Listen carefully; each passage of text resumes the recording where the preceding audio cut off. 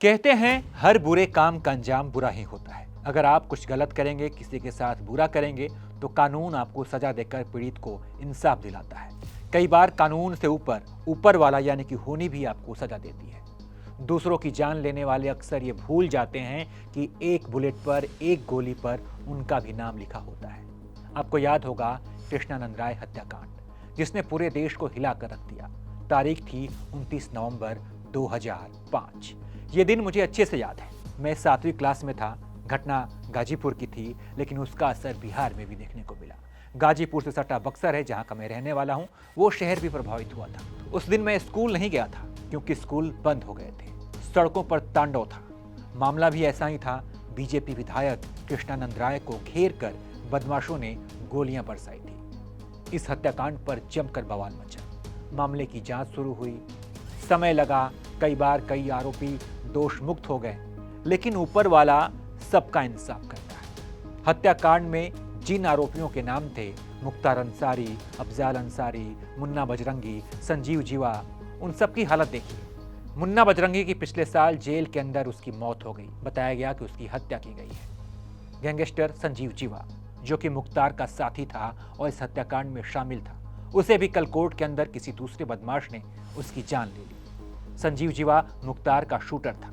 हत्याकांड की रिपोर्टिंग करने वाले पत्रकार मानते हैं कि संजीव जीवा वो शख्स था जो कृष्णानंद राय की गाड़ी के बोनट पर चढ़कर उनके ऊपर गोलियां बरसाई थी। ऐसी गोलियां बरसाई जिससे गाड़ी का एक हिस्सा छलनी हो गया था।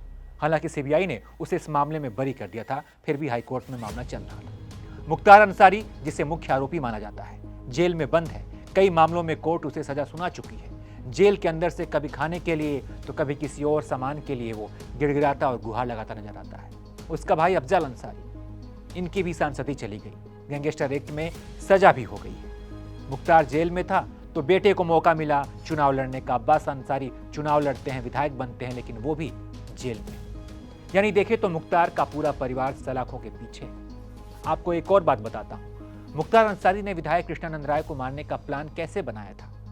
बताया जाता है कि कृष्णानंद राय भी कोई छोटे मोटे आदमी तो थे नहीं, इसलिए राजू पाल हत्याकांड से मुख्तार को इस काम के लिए आइडिया मिला था। जिस तरीके से अतीक अहमद ने विधायक राजू पाल की हत्या की थी, उससे मुख्तार अंसारी प्रेरित हुआ था और फिर उसके दिमाग में भी ऐसे ही हत्याकांड का प्लान आया। कृष्णानंद राय की हत्या नवंबर 2005 में हुई थी और उसके ठीक 10 महीने पहले यानी कि जनवरी महीने में राजू पाल की हत्या हुई थी।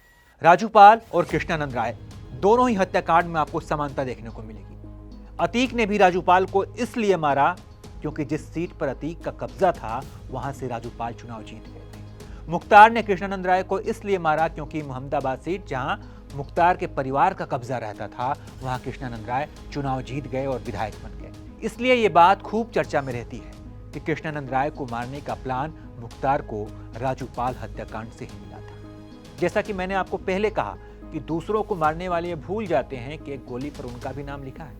अतीक और उसके भाई को कैसे बदमाशों ने गोली मारी, ये भी आपने देखा। अतीक को 8 गोली मारी गई थी, यानी कि 8 गोलियों पर उसका नाम था।